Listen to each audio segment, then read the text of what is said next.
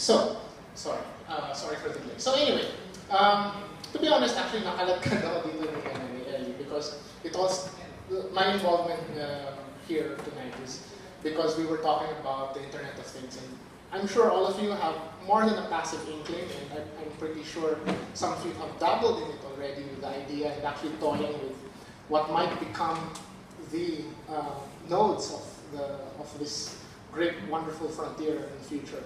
But what we were talking about, Ellie and I, a few weeks back, was that there are other aspects of the Internet of Things that people don't necessarily think about. The philosophy of it all, the philosophy of science, how it impacts the way we see the world, the way we understand the world outside ourselves. And this is something that I'd like to talk about as we continue. This is very brief, siguro 10 minutes lang naman to. And the reason why I said it's through a mirror darkly, if you're a Philip K. Dick fan, you might know the reference, but yeah, technology does indeed shape our culture and the way we see ourselves. It's something that technology is very pervasive, and it's something that we don't necessarily think about. It's just so common. So again, we're here tonight to talk about, again, that term, the Internet of Things. Connecting whatever you have. Actually, maganda nga yung video earlier when we were talking about everything from lights in your room to refrigerators and things that we have through most of our lives taken for granted as things that you had to actually go to and manipulate. They would be actually more proactive and understand our needs, anticipate our needs, and that's well and good. But what we're not too aware of is that it also shapes the way we think of ourselves. Case in point, for instance, one of the things that I always like to cite as an example of the way technology affects us, our culture, is that I'm sure all of us by now have our own cell phones, and how many of us have numbers memorized anymore? Emergency numbers. Do you still have, at least I'm old enough to remember the rotary phones. I was told by my parents, remember the number at home. Remember your number. If something goes wrong, you dial home, tell us where you are. These days, how many people do that anymore? Not sure. Very few, di ba? Bakit? Kasi nasanay na tayo dun sa technology natin. Sanay na tayo, alam natin na within reach sa phones natin. And especially now that you've got everything synced up to the cloud, hindi ka na kinakabahan na kahit nakakawin yung phone mo. Nandiyan naman sa Google Contacts ko yan, retrieve ko yan, di ba? Things like birthdays, for instance, we tend to take for granted already because Facebook happens to conveniently remind us of these things. The Internet of Things, one way of looking at it is it's a mode of communication. And this is something that, personally, as a communicator, as a science communicator, I find very fascinating. Because one way of looking at the dynamics is, the one way of looking at the dynamics of the Internet, specifically the Internet of Things in general, is that it is a mode of communication. It is a medium of communication. And in that light, the Internet of Things really isn't something new. The Internet of Things has been happening for centuries, if not thousands of years. Why? Why are we saying this? Because at its core, the idea of the Internet of Things is that it is trying to convey information to you, and it's a mode. Like I said, it's a mode of communication, and communication lies at the very heart of our humanity. It defines us. It makes us who we are, what we are. Evolutionary scientists have even said that if it weren't for the fact that we could communicate with each other, we would not have survived the prehistory. Because it was communication more than anything else that allowed early humans, despite the fact that, relatively speaking, there are creatures that have out there that have sharper claws, are faster than us, can outsmart us. But because we're able to communicate, we're able to coordinate. Our ancestors were able to coordinate with each other to protect themselves, to hunt, and also to communicate that knowledge across generations. Kaya importante yung literature. Kaya that's why one of the cornerstones also of humanity is literature, because it's essentially communicating across generations, across time and space. And going back to the Internet of Things, communication, the concept of communication has always been evolving, you know. Like this short graphic shows, you know, you've got thousands of years ago, you know, people started long distance, you know, started drumming, smoke signals, carrier pigeons, phone express, telegraph, etc., eventually leading to the internet. The idea was that, okay, if communication is central to people, then the farther we are apart from each other, there must be some way to communicate effectively, quickly, reliably. But one might well ask, why internet anything? Why the need to connect things? Why connect yourself to a door? Why do I need to know what the temperature is in my house before I go in? Why do I need to know or at least be connected to all of this stuff that's out there? Can I not survive on my own? The question, it's because, again, like I said, we need to communicate. Communication is essential to practically all aspects of us. It defines us, I keep saying. And when you look at the concept of communication, it all boils down to a sender, the message, and the receiver. The message goes through a channel, the medium, as it's called. You know, in the examples that I showed earlier, the medium could be, you know, the sound of drums. It could be smoke signals, telegraph, the wired internet that we're used to. And that medium is always there. Without the medium, you could not communicate. And going to that, we need to stress the importance of the medium. Marshall McLuhan, he died, if I'm not mistaken, he passed away in the 60s. And, well, his theories were around in the 60s, but they still resonate today, decades after he formulated them. Crazy old guy. But you know, what was interesting about him is and I'm sure you've all heard this at some point, one way or another, is the medium is the message. And it all boils down, sabi nga niya, a medium's content is less significant than the medium itself. It is the medium and not the content that has a greater impact in shaping our perception. And this is something, going back to the start of my talk, this is where technology shapes us and makes us, shapes the way we see the world around us. Because the technology is the medium. And how this medium, how we use this medium, the limitations of this medium, and what we can do with it, affects how we see things. One of the best examples of this I'd like to show is this short excerpt from a short story by George Langeland, The Fly. It's a seminal science fiction work written in 1957. It's important to note the date because in 1957, hindi pa ganun karami yung, this was, if I'm not mistaken, he was European, but he wrote this in Playboy in the US. So his audience is largely American. But across the continent and even the US at this point in time, hindi pa ganun kalaganap yung telephone lines. You know, I mean, if you know your history, just barely 50 years ago, you know, 50 years before that, you know, Graham Bell had perfected his instrument. And it was just then starting to spread. Not everyone had a telephone. It was not as ubiquitous as it is now. But look at what he has to say. And this is interesting. No? This is the perspective of someone to whom the telephone was a new device, to whom the telephone was a new medium. And he said, at the office, the sudden ringing of the telephone annoys me. It means that no matter what I am doing, in spite of the switchboard operator, in spite of my secretary, in spite of doors and walls, some unknown person is coming into the room and onto my desk to talk right into my ear, right into my very ear, confidentially, whether I like it or not. I don't know if this strikes you as strange, but it certainly struck me as strange. Kasi sanay na tayo dun sa konsepto ng, well, I'm skipping ahead a little, but you know, we're all used to the concept of cyberspace, you know? Even when we use telephones, the concept of cyberspace is there. in the sense that you know you're talking to someone, but they're not here, they're not there. You're communicating in this nether region that is neither here nor there.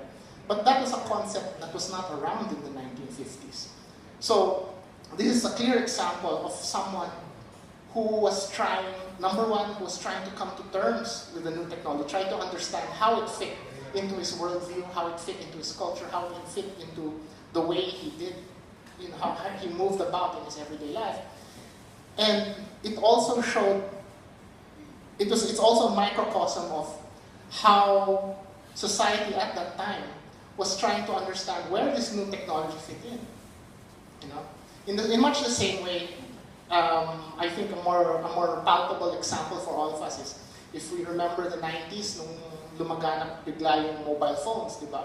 When everyone started to have a mobile phone, we were doing all sorts of crazy things with them. You had, well, that, Jeje Speak is still around.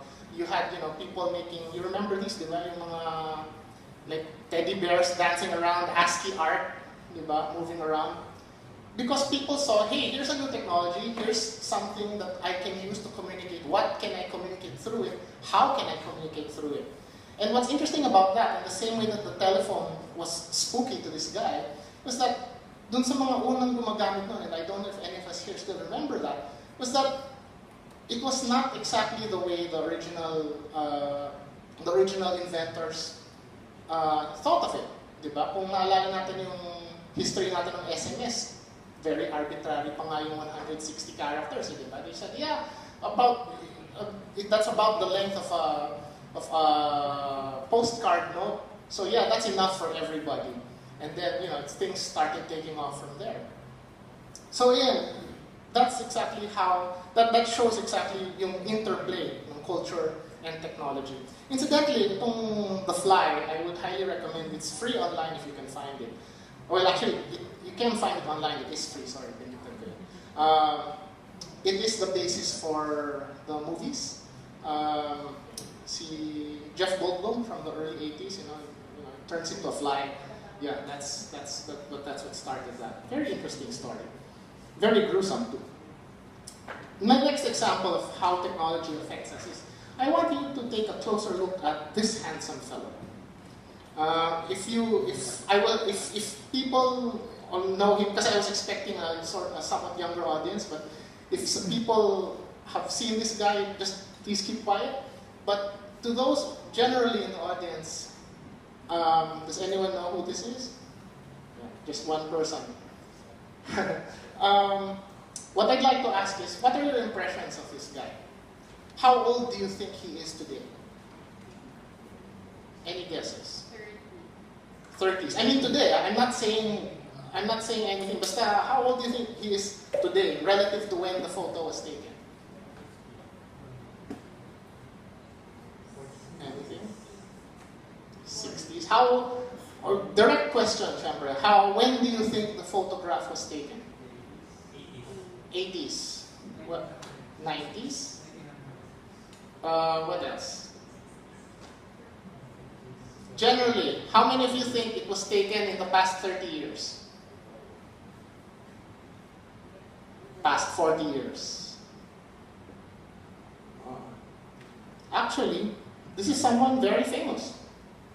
It's Charlie Chaplin. The photo was taken in 1916, and it was originally a black and white photograph.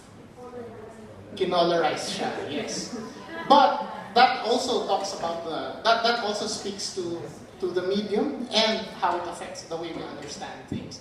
I wanted to show this example because a lot of us tend to think of history in terms of the photographs that we've seen of it. Diba? A few years ago, History Channel had this wonderful series of documentaries on World War II in color.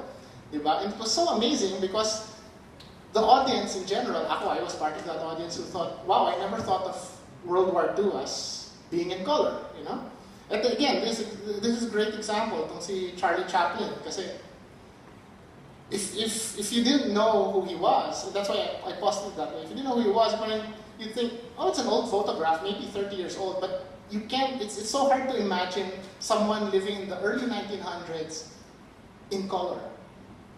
But why is this? I mean, obviously there was color then, but the thing is, it was the limitations of the medium, it's the limitations of the technology at that time that limited the way we see them from that era.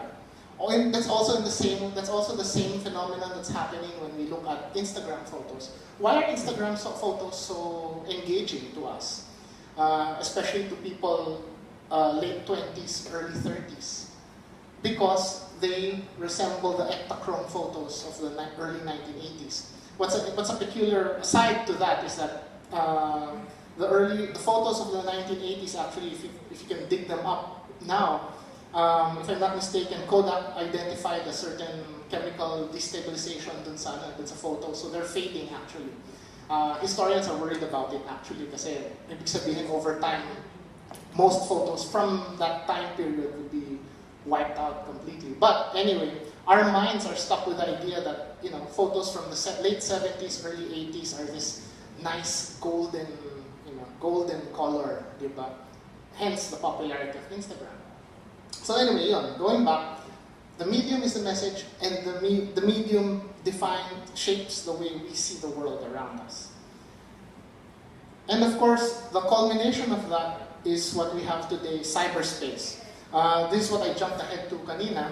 The term cyberspace, as we know, is defined by William Gibson in the early 80s.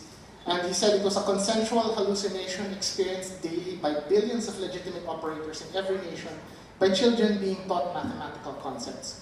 When you get to the mathematical concepts part, medyo, oops.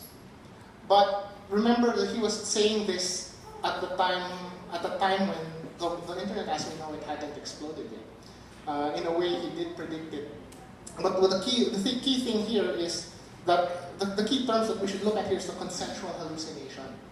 And again, this hallucination is something that we take for granted every day. Like I said earlier, when you talk on the phone, we don't experience that anxiety that Langeland experienced in his day, because we tend to take for granted, again, thanks to the technology at our disposal, that our communications, the person we're talking to is neither here and there. He is in cyberspace. Diba? And moving forward, so the next question is, so what does it mean to interface with a machine? Enter Kevin Warwick, self-touted cyborg, the first cyborg, in 1998. Very simple yung ginawa niyang experiment. He attached what is essentially an RFID to his arm. Tapos, that would enable him to walk into rooms. The sensors would know where he is. They would turn on the lights. They would unlock the doors. And it was that simple. But it was the start of that idea. The idea that you could connect yourself to appliances, to things that your senses would not necessarily be connected to. And this segues nicely, you don't have to remind me, the concept of ourselves or of our consciousness. Ultimately, the goal of communications technology is the singularity. The idea that everyone will be connected to everyone else, and we will also be connected to the things around us. But the question that raises then is, how will we think of ourselves then? How will we define ourselves? What does it mean to be human? These are very troubling questions. Like I was saying earlier, the idea of senses that we have, proprioception, even if we close our eyes, we know where our hands are, we know where the rest of our body is. There's that certain sense. But if you start to connect yourself to your walls, to the person next to you, to the building that you're living in, where do you start and that end? It's difficult for us to imagine because we're not there yet. The technology isn't there yet, but it will be, and it's already happening. How do you define yourself in a world where your senses extend beyond what you can see? They extend to things, inanimate things that for millennia we have taken for granted as apart from ourselves. Yeah, like I said, the walls. It gives a whole new meaning to the sense the walls have eyes, the walls have ears. No? And this is for a lot of people, nakakatakot to, but I'd like to think of it as something that's very exhilarating. Kasi, nandun tayo, and I think that segues nicely to the topics to be discussed later.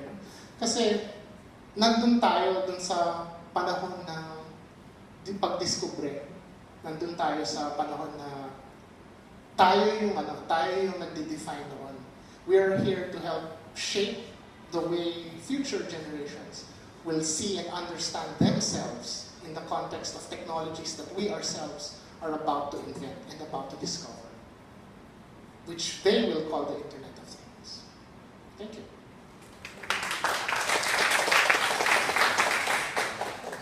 Any questions for EJ? Questions? Have you? Yeah. Is there already an idea or discussion how to manage this technology and apply it in the future? Because of course there will be a lot of questions about ethics and other stuff as well. If I remember correctly, there are discussions, at least in MIT, yung media labs nila. They are talking about the ethics of these things. Some philosophers in Europe, in European universities and in the US are discussing, but right now it's mostly an academic matter. Kasi hindi pa siya commercial. So it's purely conjectural, purely hypothetical, and it's mostly in the realm of science fiction. Oh, I'm sorry, yes? Oh, yes, that's right. Oh, nga, yes, you're right. Thank you. Thank you for correcting me on that. Oh, kasi yun, that's interesting right there. Kasi di ba nga, Google has a very interesting driverless car program, and that raises a lot of concerns. Actually, thank you for reminding me about that. No? The question that then arises, parang ano siya so if you're in a driverless car, it's taking you where you want to go, and then someone's crossing the street, the only way that it can avoid that person is in such a way that it will kill you. Diba? Yun yung one of the ethical things. What should it do? Should it kill that person? Should it, at your expense? How is it going to decide that? So that's a very interesting perspective. There are no answers yet. Pero ang magandang tingnan doon is, lumalabas yung makikita natin yung daloy ng teknolohiya na it's already out there, it's close to becoming commercially available, and because it's on the verge of spreading, to mass production, you start to have these questions, and these are things that you really wouldn't have thought about before these technologies came around. On that note, interesting yung dilemma na yun, yung philosophical dilemma yun, because this was something that's also tackled by Asimov the zeroth law of robotics. The basic idea na I'm sorry, I don't remember. I should, but I don't remember all of my.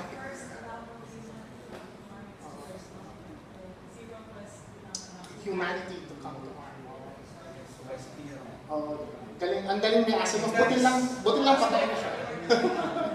Everybody knows. Who doesn't know Isaac Asimov? He doesn't know. Oh, I know. Sorry. Isaac Who doesn't know? Everybody knows.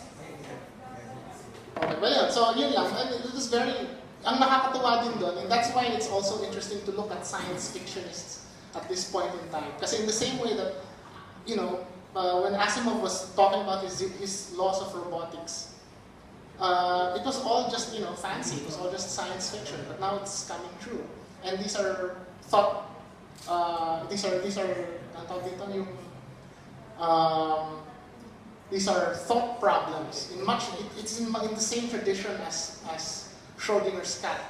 Things that you can't really not necessarily happen in real life, but make you think about the consequences. It's very interesting. Actually, I saw that scene in iRobot. Oh yes. He saved him instead of the boy because he had a 17% probability to survive versus 20%. Very fascinating. Very good news. We're going to see that in Google Sky. Those cars, oo nga. And also, there's interesting also, no, since we're talking about new cars, I remember, although hindi na to necessarily Internet of Things, you've got electric cars, but they're silent. So, Yeah. diba, they're talking about putting in sounds to make them audible. Doesn't surprise the person because cool stuff. It's all coming. Yeah. 10 years, 20 years from now. Also, Asimo, speaking of the last question, you guys read the last question, the very classic short story, and you were talking about the interconnectedness of things. And I remember when I was reading that, this couldn't happen. And then we're seeing it. Asimov is fun. As a segue, I have to say, if there's any single Asimov story that I'd recommend, it's a very quick read, Nightfall. I love that. If the stars would shine but one night in 1,000 years, how would men remember the glory of the kingdom of God? Yeah. Actually, there's also one, since you've been talking about AI and stuff, there's also one study from the United Nations saying that the only apocalyptic scenario will be an intelligent AI. Because even though they will not, the first goal of no harm comes to humans, does they will think of its daily humans instead. So we're going into Terminator territory. Sky. But yeah, what's fascinating about that is if you think about it, the laws of robotics in and of themselves are arbitrary in the sense that they were essentially designed by humans. The law and essentially are based on human logic. But again, that goes back to the question I posited earlier. When your consciousness and the way you think, the thought processes that we have grown accustomed to over millennia of evolution start to go beyond the flesh, beyond wetware, how will that affect the way we think? I mean, again, another science fictional example there is the Borg from Star Trek. You've got cold calculating things that just assimilate and assimilate. And from a human perspective, that's terrifying. I mean, you can go with the Terminators, Skynet and all. Humans are the problem, let's wipe them out. It's scary for us because we're the humans. But number one is iba yung logic ng entities that developed it. We tend to think that's something that we need to think about too, because we tend to take for granted that robot logic would be somehow based, or artificial intelligences would somehow resonate with human intelligence, but that might not necessarily be the case. Because of the nature of